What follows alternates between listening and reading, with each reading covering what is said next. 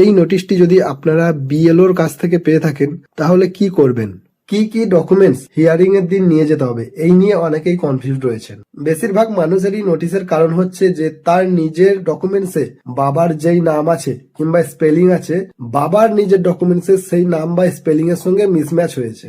যেই যেই ডকুমেন্টস গুলো নিয়ে যেতে বলা হয়েছে সেই ডকুমেন্টস গুলো একটু আপনাদের বলে দিই।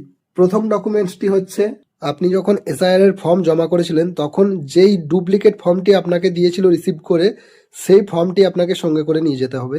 দ্বিতীয় ডকুমেন্টস হলো 2002 সালের যেই লিস্ট যেটি দেখে আপনি ফর্ম ফিল আপ করেছিলেন সেই পেজটির কপি নিয়ে যেতে হবে।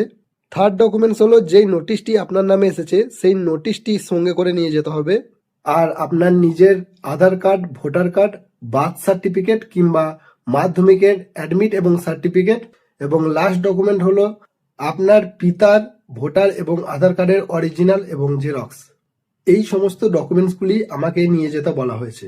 যদি আপনার অন্য কোনো কারণে নোটিশ এসে থাকে, হয়তো আপনার আরো কোনো অ্যাডিশনাল ডকুমেন্টস প্রয়োজন হতে পারে, এর জন্য আপনার নোটিশের নিচে দেওয়া বিএলওর ফোন নাম্বারে ফোন করে অবশ্যই জেনে নেবেন যে কি কি ডকুমেন্টস আপনাকে নিয়ে যেতে হবে।